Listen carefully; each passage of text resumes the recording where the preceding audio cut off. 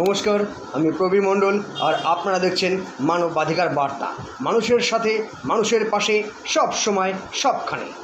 বর্জ্য পদার্থ থেকে জৈব সার তৈরি করার একটি পরিকল্পনা তথা জায়গাকে কেন্দ্র করে তুলকালাম হয়ে উঠল উত্তর 24 পরগনার বাদুড়িয়া থানার চাতরা পঞ্চায়েতের দক্ষিণ চাতরা মধ্যপল্লীতে। গ্রামবাসীদের অভিযোগ, জনবসতিপূর্ণ এলাকায় জৈব সার তৈরি করা হবে এই বলে এলাকার বিভিন্ন জায়গার ময়লা তথা বর্জ্য পদার্থ এনে এখানে স্তূপ করা হচ্ছিল এবং প্লাস্টিক পুড়িয়ে পরিবেশকে দূষিত করা হচ্ছে। ইতিমধ্যে বর্জ্য পদার্থের দুর্গন্ধে কিছু মানুষ অসুস্থ হয়ে পড়ে। এলাকার মানুষ পুলিশ প্রশাসন, বিডিও ও ডিএমকে জানিয়েও কোনো ফল না হওয়ায় তারা আজ চাতরা উপনে কালীতলা রাস্তা অবরোধ করে এবং টায়ার জ্বালিয়ে বিক্ষোভ দেখায়। পরে পুলিশ প্রশাসন ও ব্লক অফিসারের প্রতিনিধি থেকে কাজ আপাতত বন্ধ থাকবে এই আশ্বাস পেয়ে তারা অবরোধ তুলে নেয়। তারপর বলছে জৈব সার প্রকল্প, ঠিক আছে, জৈব সার প্রকল্প ভালো, আমাদের চাষের পক্ষে উপযোগী।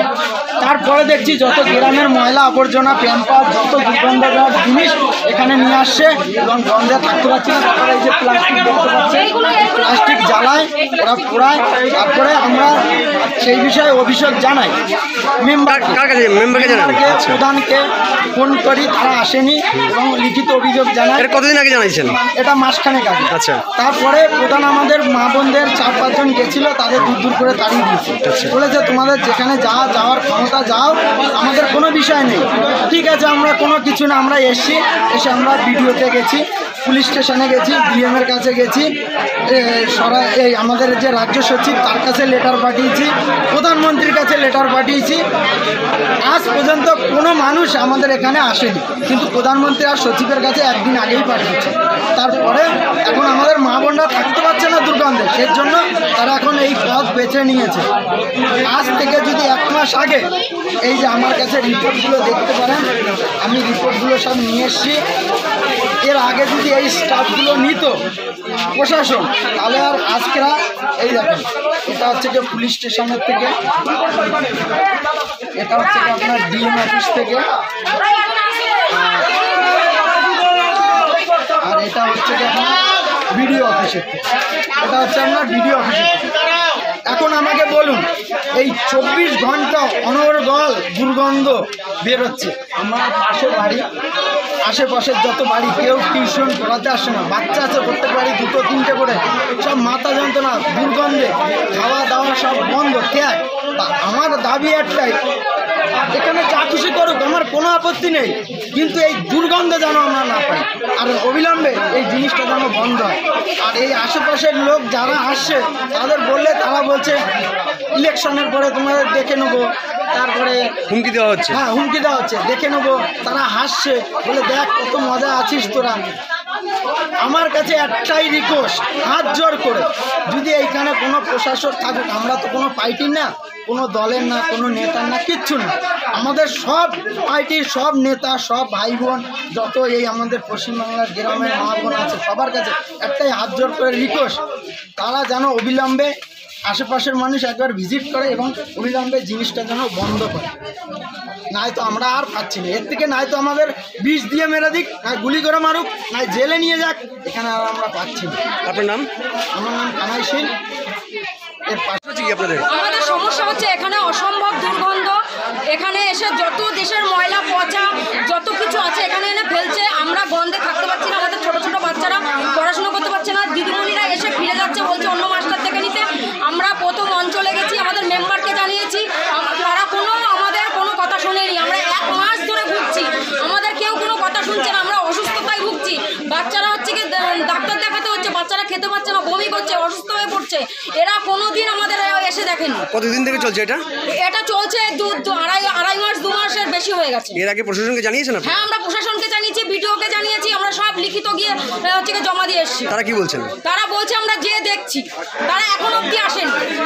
আমরা 4 তারিখে জমা দিয়েছি, আজকে 21 তারিখ না 22 তারিখ হয়ে গেছে, এখনো তারা আসেনি। তা আজকে আপনারা অবরোধ শুরু করেছেন তার জন্য? হ্যাঁ, আমরা তার জন্য অবরোধ। আমরা গন্ধে থাকতে পারছি না, এর থেকে আমাদের এসে বিষ দিয়ে মেরে দিয়ে যাক, আমরা মরে যাবো তাও শান্তি, কিন্তু এইরকম ভাবে থাকতে পারছি না।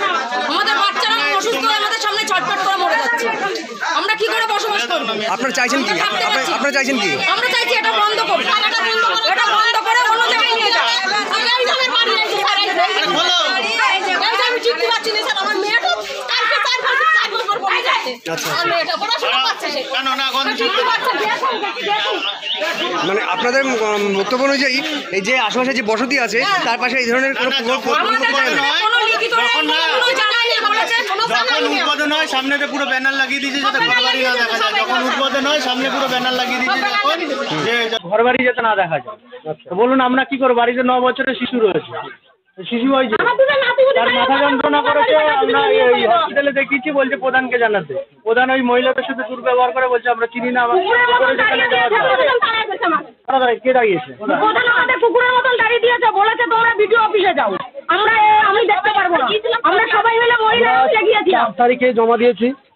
প্রশাসন আমাদেরকে সাহায্য করেনি, যার জন্য গ্রামের মায়েরা বোনেরা আজকে এই জায়গাটা যেতে পারবে। এই ছবিগুলো নেন, আপনারা চাইছেন কি? আপনারা চাইছেন কি?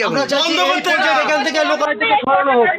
এই যে চারিপাশে বাড়ি মায়েরা বোনেরা তারা শিশুরা থেকে শুরু করে করেছে, অলরেডি আমরা ডাক্তারের পিছনে দৌড়া শুরু হয়ে গেছে। এই প্রজেক্ট এখানে রাখা চলবে না। দেখেন এই প্লাস্টিক এগুলো পোড়ানো হয়, এখানে মানুষ থাকতে পারে পোড়ালে?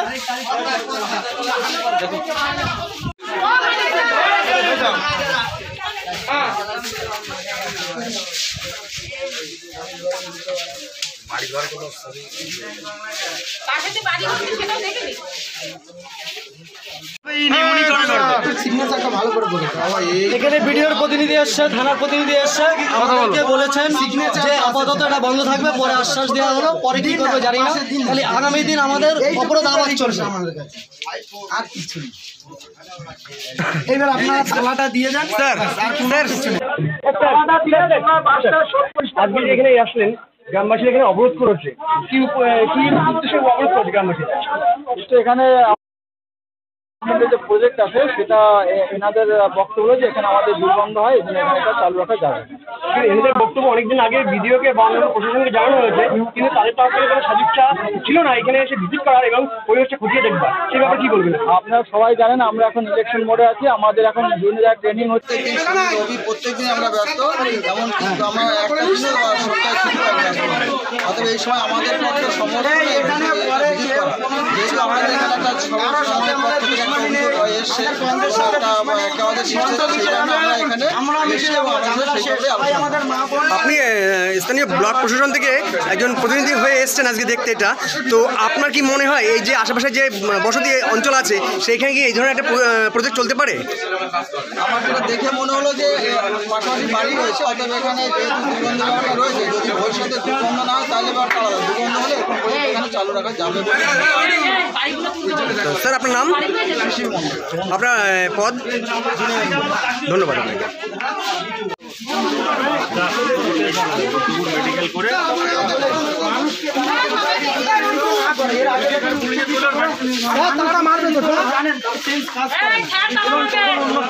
মানুষ দেখেন ওই কাশি কি অবস্থা করেছে দেখেন, কাশি এই মানুষটার অবস্থা দেখেন। কেন মেরেছে কেন? উনি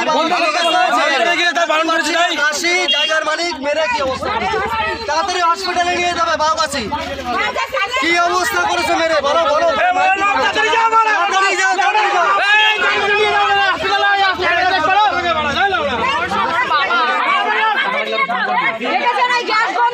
ওই নোংরার জন্য আজকে এটা হয়েছে।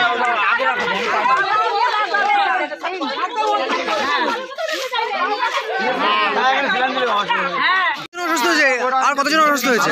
অনেক বাচ্চারা, না হলেও 10 জন, না হলেও 10 জন একটু বাচ্চারা অসুস্থ হয়ে পড়েছে।